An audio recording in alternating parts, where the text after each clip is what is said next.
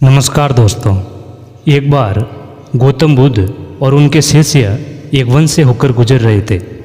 कुछ there one में चलने के बाद बुद्ध और उनके शिष्य एक विशाल पेड़ के नीचे बैठ जाते हैं। उस पेड़ के नीचे एक अलग सी शांति होती है। सभी लोग उस शांति को अनुभव कर रहे थे। कोई भी एक शब्द भी नहीं बोल रहे थे।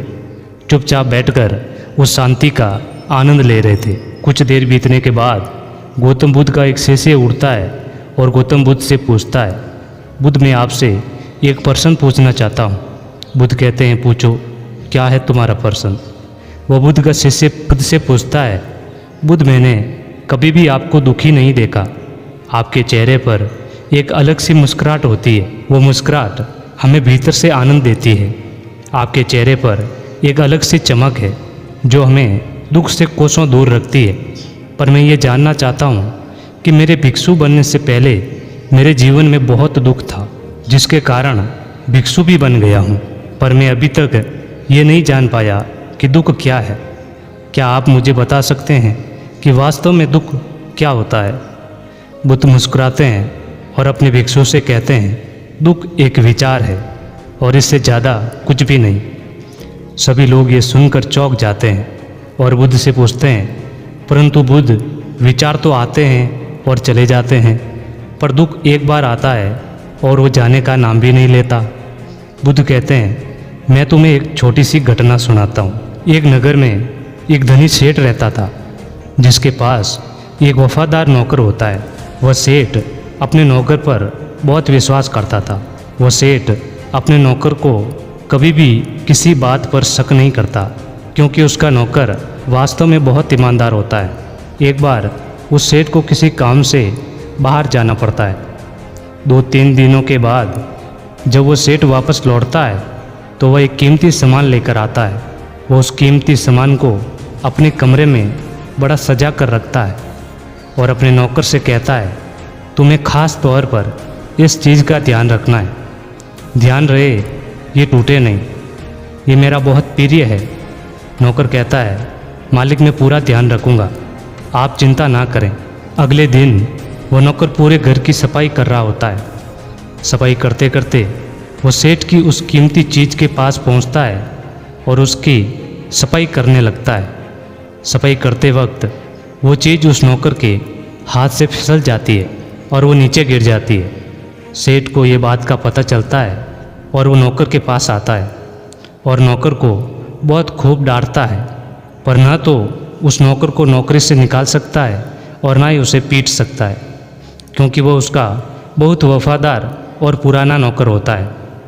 इसलिए वह डांट धमका कर उसे छोड़ देता है।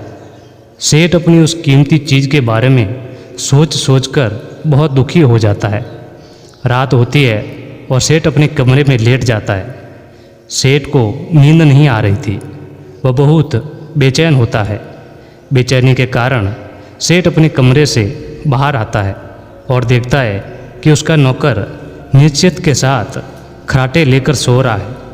ये देखकर वो क्रोधित हो जाता है। सेठ सोचता है, उसने मेरी इतनी कीमती चीज़ तोड़ दी और उसे बिल्कुल भी चिंता नहीं है।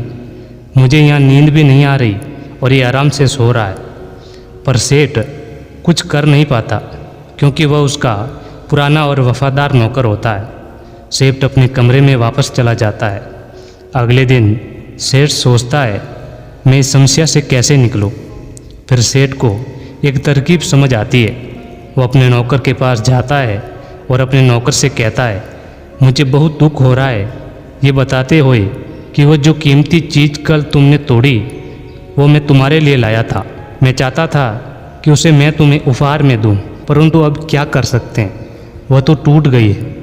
सेठ की बात सुनकर नौकर को धक्का लगता है। नौकर सोचता है, अरे ये तो बहुत बड़ी गलती हो गई। वो इतनी कीमती और महंगी चीज़ मेरे लिए थी और वे मुझसे ही टूट गई। फिर क्या, उस नौकर के मन में बेचैनी पैदा हो जाती है, दुख पैदा हो जाता है। रात होती है। सेठ तो आराम से सो जाता है और वो नौकर बेचैन रहता है। उसे नींद नहीं आती। क्यों नींद नहीं आती? क्योंकि वह उस नौकर ने उस सेठ की उस कीमती चीज़ को आपसे जोड़ लिया, इसलिए वह दुखी हो जाता है।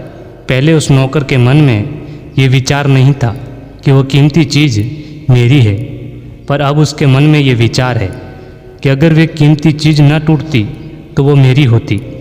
बुद्ध कहते हैं दुख केवल एक विचार है, और ये विचार कैसे उत्पन्न हुआ? अपने आप को किसी चीज़ से जोड़ने से। हम जिस भी चीज़ को अपने आप से जोड़ लेते हैं उसे पकड़ने की कोशिश करते हैं और वह चीज़ हमें दुख देती है, क्योंकि वास्तविकता तो यही है कि कोई भी चीज़ हमसे जुड़ नहीं सकती। हर चीज़ आपके पास है, वो आपकी है, पर वो कुछ समय के लिए है। कुछ समय बाद वो आपसे दूर हो जाएगी। उस दूर होने की घटना को स्वीकार करें और आगे बढ़ें। दोस्तों, दुख एक विचार है। यदि आपको ये कहानी अच्छी लगी हो तो इस वीडियो को लाइक और हमें कमेंट करके बताइएगा कि आपको ये कहानी कैसी लगी। मिलते हैं दूसरे वीडियो में, तब तक के लिए जय हिंद।